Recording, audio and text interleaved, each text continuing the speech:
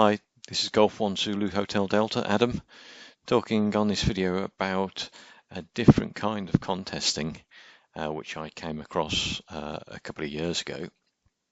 I'm not really a big contester, but I found this type of contesting quite interesting, and it's using a platform called HamAwards that may not be known to too many people.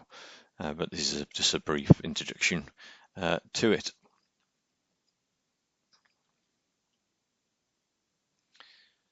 So, new contesting format. As I say, it's new. It's probably been used many times before, but I first came across it about 2 years ago, and I think it probably did only start getting used, I say, two and a half years ago. It's rather than just chasing other hams who are contesting, it's around the use of special call signs and chasing special call signs. It can be specific to a country, or it can be a world contest event. It can be over a couple of days, a weekend, or over a number of weeks or even months.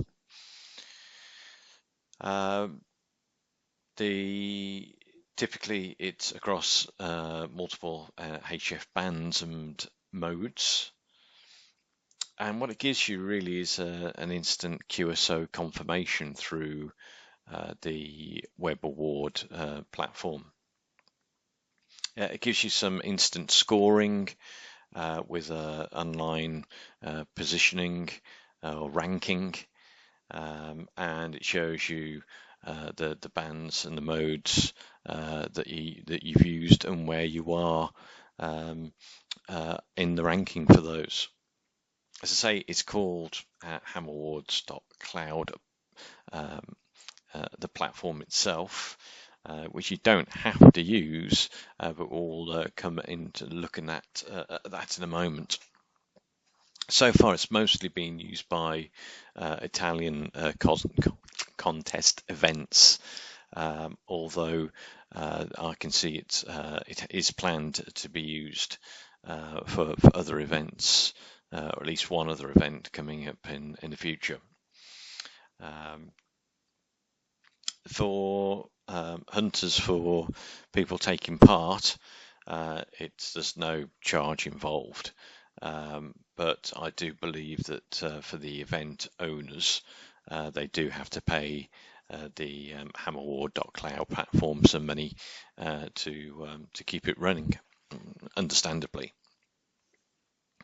One thing which I do like about these types of contesting events is you do come across the same voices, even when a special call is being run by a number of operators. You still get to know the voices, and you get to see who's actually behind those voices, and they get to know you as well if you get reasonably high on the rankings and make daily contacts. Then they get to know you as well. But it is still a contest, and not a chance for you to chat to others. So where it began for me was back in January 2022. I was just at the beginning of the year, probably gone back to work. My son had probably gone back to school, and I was just looking around the bands, having a break, and I came across this call sign II0 WRTC. So I didn't really think too much about it at the time, but through that week I started to notice that there were other call signs called II something WRTC, and I went onto QRZ, had a look, and noticed it was some sort of contest or some sort of collecting special calls. and then started looking a bit deeper into it and found out that WRTC stand for the World Radio Sport Team Championship. One thing to note on during this January 2022 event, of course, it was the time during COVID issues, and the actual event that was taking place actually would seem to be just a practice run for the team championship that was planned for 22, but actually took place in January 23. And I'll touch on that again in a moment.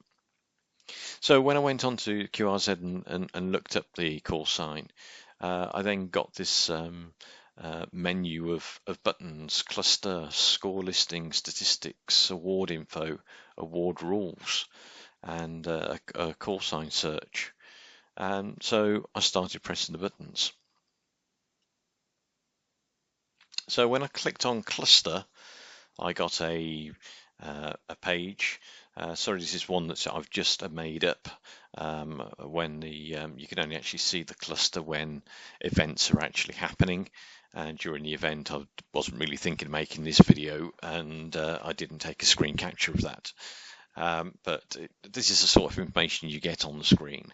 So first of all, it gives you a list of the online stations that are involved in that particular contest.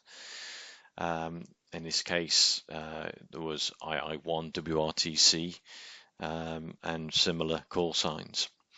On the online stations table, it shows you what band they're on and what mode, and the call sign of the individual operator.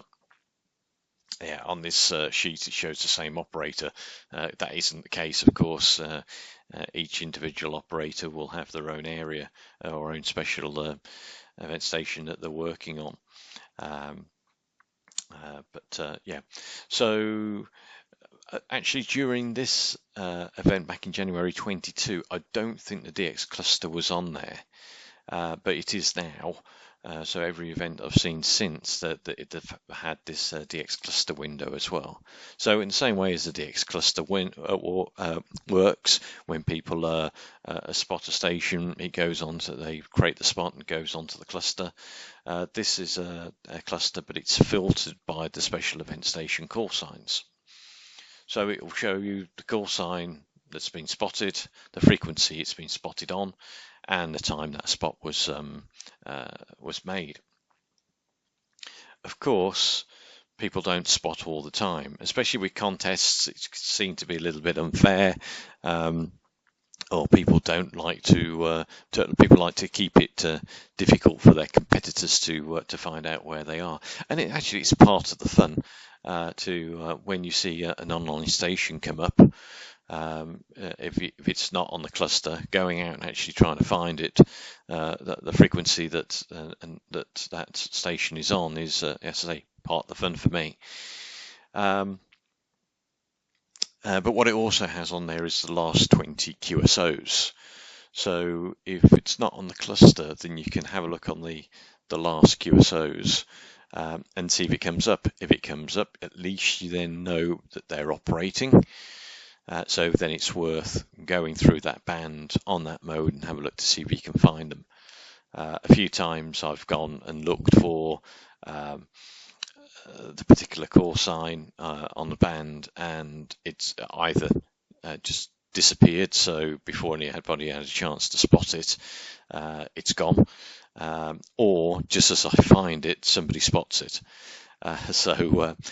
Which of course means usually that as you find them, so does 10 other stations find them, and they all start calling. But again, it's all part of the fun.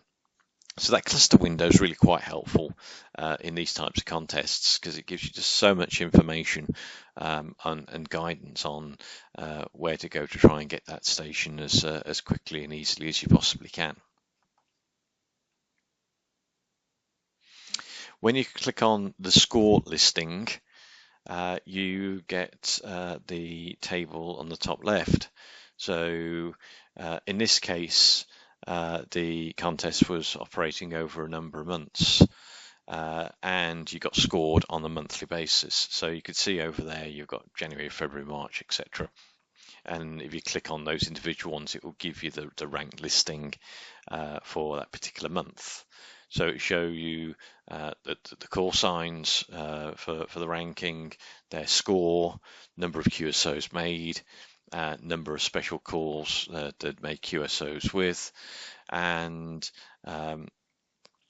it also tells you the number of modes that they've contacted, have used, etc. Also, against each of these, you can actually click on the check log link as well. And if you click on that, it takes you then to the scorecard or the scored listing that you see on the bottom right. This score listing on the bottom right was actually my overall listing.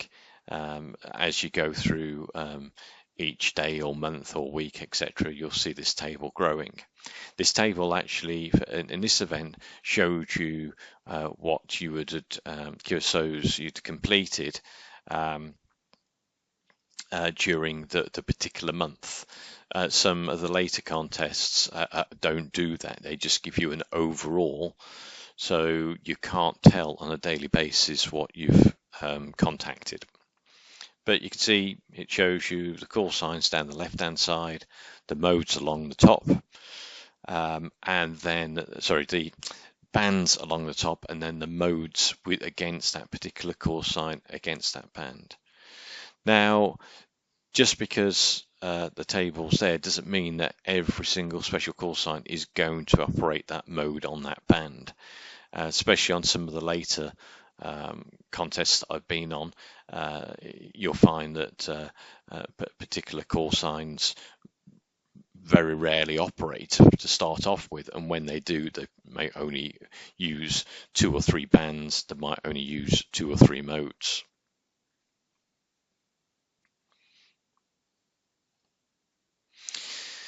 So what I also did on this particular contest was I kept my own personal records of what I'd achieved on a monthly basis. So this is just a Excel spreadsheet that I created and used it a bit like a bingo card. So every time I managed to get a contact within that band, I put a blue box in to say yes against that call sign against that band. I've completed the QSO in that particular month. The H that's on there is where I've heard them but I couldn't contact them. Where it's just grey means I've seen that they've come up on the cluster, so I know they're around, but I've not been able to get them. And sometimes I put notes against them to show which frequency I heard them operating on.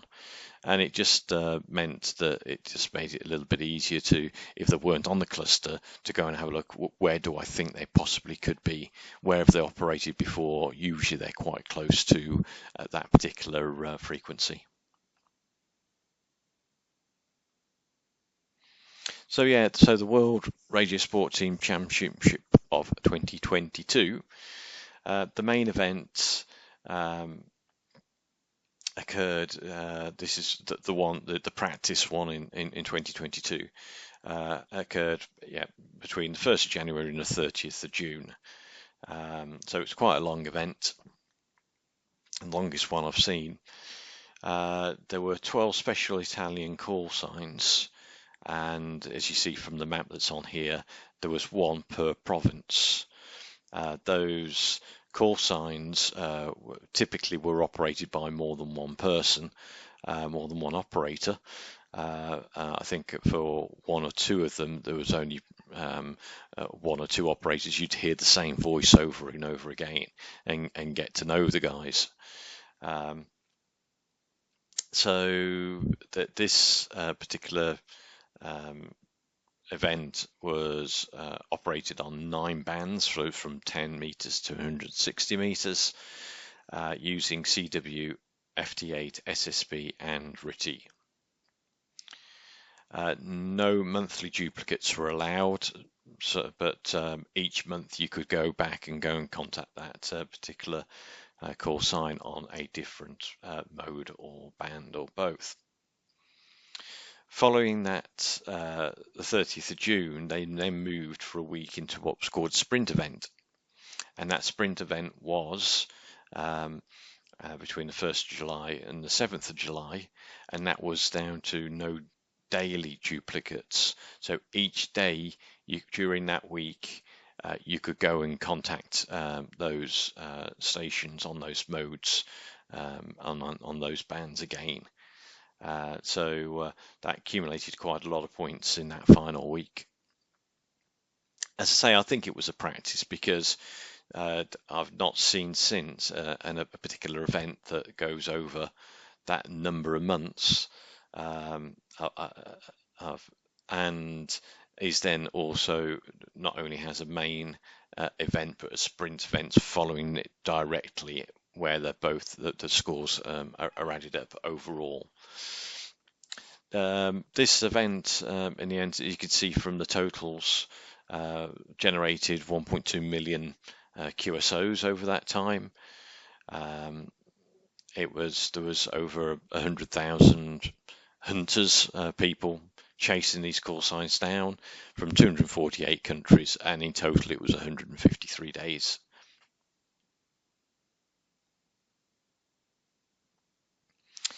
So it used this thing called HamAwards. I'm just going to go to the website. So this is the website, just using Google, and you'll see that I'm actually logged in. Now, to get registered, you don't have to get registered because you can see a lot of this information through the QRZ pages. But if you want to see the fancy pages and the statistics, then you're better off going actually into the HamAward website itself. And all you have to do is register. There's no charge, as I said before. Just go and create yourself in there. So if I now click on my call sign, you get a dashboard which shows what events have been happening or what your QSOs have been in the last 30 days. And also shows you a number of past events. You can see those events again in the award list. And you'll see on this list, we go to the bottom, that was that practice event, and it says the start date and the end date. And then you'll see there's lots of different Italian events, Italian Navy Coastal, QRP, 150th anniversary of the creation of the Alpine E-Corps. There was, well, I'll touch on this a little bit later. So you'll see there's other events and the dates in which they take place. You might actually find out that if you've been in contact with any of the call signs, you might actually have scored some points without even knowing it. So I don't particularly remember going onto this ARI award. But if I click on the award, yeah, it shows me that I did make 2 FT8 contacts with 2 of the special call signs. So not particularly well populated on that one, but yeah, you can see. So the Marconi 150, I think I did a bit on there. Maybe not. Let's have a look. Yeah, no, I didn't really take part in it. But yeah, you'd be surprised that you may have actually entered some of these without even noticing. But of course, actually to get the award, you have to hit a minimum score, and you'll see the difference when you've actually achieved the award. You'll see a little symbol against your score to say that you've achieved that award. They say here, we are sorry, but you have not reached the minimum points to be able to download the award. So yeah, let's me choose the one that I have been on a few days ago, which happened between the 13th of September and 22nd September. And when you go into the award, you'll see again this table which shows the call signs that were involved, the bands that were being operated over, and the mode that you achieved within them. Again, I'll touch on it in a moment, but this particular event was a daily event. So again, it doesn't show you day by day what you achieved. That's why I'd still keep a spreadsheet record of it day by day. But it does tell you overall what you've achieved. Yeah, you go. There's that symbol to say that you've managed to achieve an award. And then you can download that award, and it's just just a PNG JPEG graphic of a certificate. Okay, so that's the HamAward website itself in summary. So yeah, so at the beginning of last year, the World Radio Sport Team Championships did actually take place, and again the call signs were quite similar, except for instead of it just being Italy, this time being a World Radio Sport Team event, a championship that it should be, there was actually 53 special call signs in total across 10 different countries. 14 of them were Italian because it was being hosted by Italy, and it was being operated on 5 bands this time, so no 160 meters, no 17 for example, and also they were only operating on SSB and CW. Again, it was a daily scoring event. In total, there was, as you can see from the figures on the screen, there were over 100,000 hunters, nearly 1.5 million QSOs made over that month, and by operators in 254 countries. To get some more information about the World Radio Team Championships, which are held every 4 years, just go to the website WRTC.info. You'll see on there that it's got the previous years, so 2010, 14, 2018, the countries it was hosted, and it will also show you that in 2026 the UK will be hosting.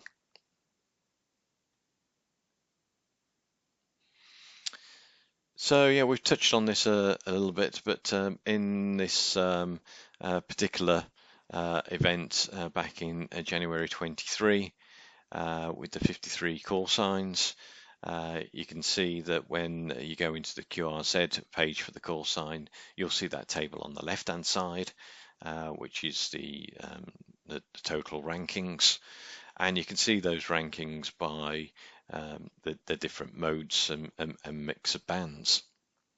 So on there it shows the all mixed totals, but if you think that you've been operating more in 10 meters CW, for example, if you click on the 10 CW button, it will show you ranking within there.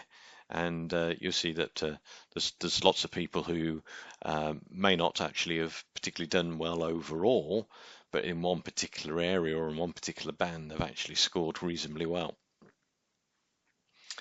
And yeah, on the right hand side, what I showed you a few minutes ago, that's what you see in the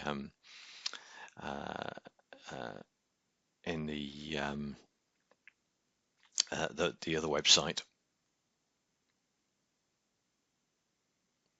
That's an example of the spreadsheet that I kept for this. As I say, when you've just got so many call signs over so many countries, it gets quite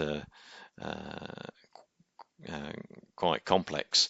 But yeah, you'll see on here that, well, I've just created a spreadsheet which has got the call signs down the left-hand side, the bands along the top, and then a breakdown of the modes. For this contest only being CW and SSB, it was easier to maintain than some of the others.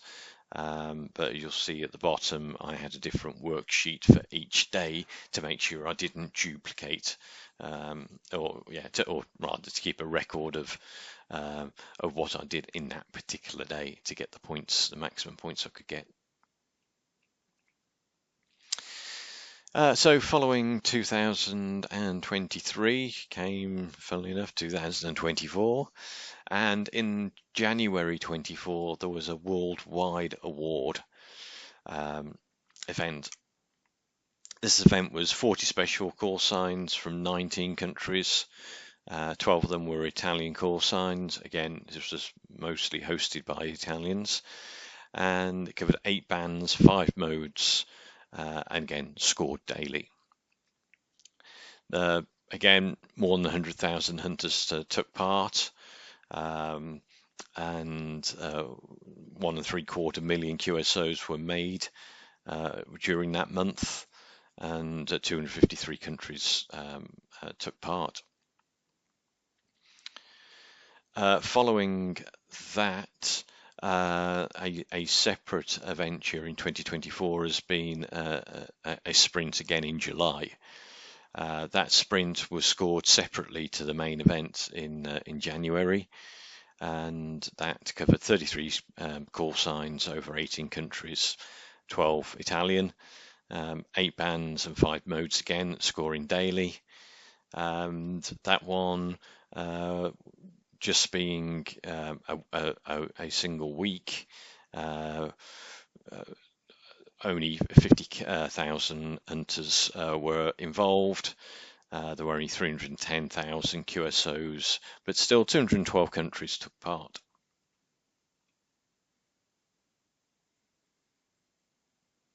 And the more recent one that I've done a few days ago was during the second week in September, between the 13th and the 20th. So it was a 10-day event. It was the Italian Navy Ships Radio Station Award, and there were 9 special call signs, all Italian. They operated across 9 bands, 6 modes including RTC and PSK, and again it was scored daily. There were 14,000 hunters altogether, of which only 796 hunters actually gained the award. So it was a much smaller amount of hunters on this event. But to actually get the award, you only needed 100 points, or a minimum, I believe, of 10 QSOs. And to obtain those 100 points, to give you an example, for CW, you got contact, you got 10 points. For SSB, you got 6 points. For RTTY and PSK, you got 4 points, and then for FT8 and FT4, it was just 2 points. So you didn't actually need to get to do too much over that 10 days to achieve 100 points and get the award. Yeah, and as shown before, this is a QRZ page, where if you click on the hunters, you get the list of scores, ranking, and total QSOs. This one you can actually go into and see what the totals were by mode, but they grouped FT8 and FT4 into Digi1, and PSK and RTTY into Digi2, or the other way around, I can't quite remember.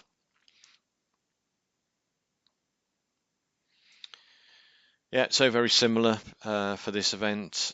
So you could see do your log check, go and see what you've done overall. Again, it wasn't daily, so to keep the daily records, again, another little spreadsheet I had, just filling it in every time I got a contact in that particular day. So what's next for me? So I've asked a question because it's a bit difficult to find out when these events are happening, other than the fact that the next it's not WWA, it's the WRTC event takes place in January 2025. No, 2026 that takes place. So actually, what I've got on the slide there is correct. So in January 2025, there is a WWA event that will take place during the month of January, and then the following year in 2026 will be the WRTC event.